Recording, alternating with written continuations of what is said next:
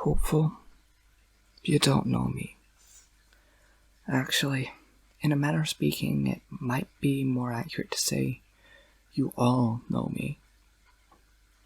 It's complicated, alright?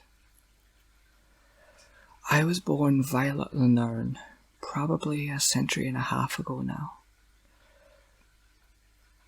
That's who this voice belonged to. One day, I don't know when. I can't know when. At that time, I didn't keep track of my own age, yet alone a date. One day, I lost everything. Everything that I wanted to keep. I had prayed for salvation, and I had prayed for help. Nothing ever came. On that day, I realized faith wasn't enough. Luckily, I had just lost everything. I had no past, and so Violet Lenern died. Soon after came me, a scholar by the name of Vallée. I studied and searched. I don't even know what I was looking for. Vallée had no past. Vallée merely wished to learn. I think. I studied much. I learned so many things. But my world was ending. I knew it somehow, deep down. Even before the signs actually started appearing. Before the cracks began to form. So I looked towards time, but not as a concept, as a resource. And then I met her. Time. And I devised a mechanism, a machine for the tactical storing and releasing of time. This was an attempt to save her. But I had not the resources to make it. And so I made my second greatest mistake. I divulged my designs to some of my colleagues. They didn't believe me. Of course they didn't. I didn't show them anything but my designs anyway. But then I made a prototype. A large box with a very small hole in it and a timer. I could toss something back across its history.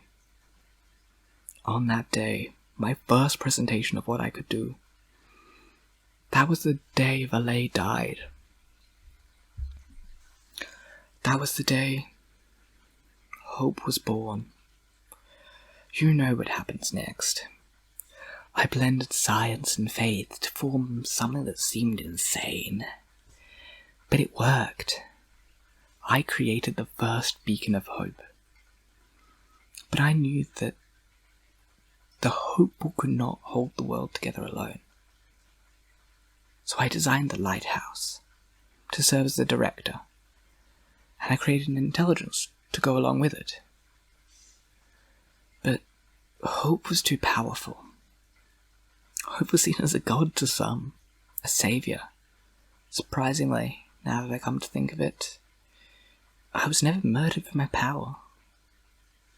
Perhaps it was because it seemed that I was the only one who could save the world. I digress. Hope was too powerful, and so Hope told the world that they would have no further part in the beacon's running. That pleased those who wanted me out of the picture. But as I pored over my designs further, I realized my mistake, a flaw in my calculations. I designed a device to fix it, to allow us eternity. But it was deemed too risky. I agreed. Then I made a prototype anyway. My dark microphone. I tried to stop myself from ever becoming Hope. And I failed. So then I came up with one last plan. Necromancy.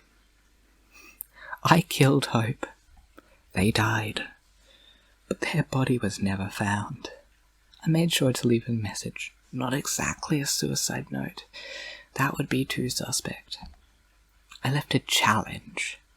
If you can find me, you can have my designs, my methods, my life.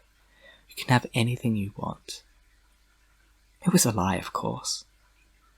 No one would find Hope's body, because someone else came in their place.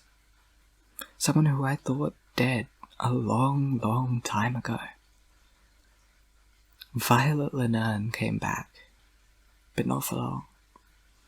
Violet Lenern accidentally ran into one of the Beacon's constructors and became friends with them. Violet volunteered to become a hopeful. And then she pointed out a flaw in the designs. The hopeful themselves. They would be taking orders from some intelligence designed by Hope. They wouldn't agree to that. They would respond much better to guidance from another hopeful of a sort. Or a resolute voice. But who? How? Then she volunteered for that too, with one condition. The erasure of her past. That she forget her own name, so that she could better become the lighthouse. No one else volunteered. They couldn't lose their friends, their family. But Violet had no one left. I've lost everything, she said. Let them become my new everything. And so Violet Lenern died. And became the lighthouse.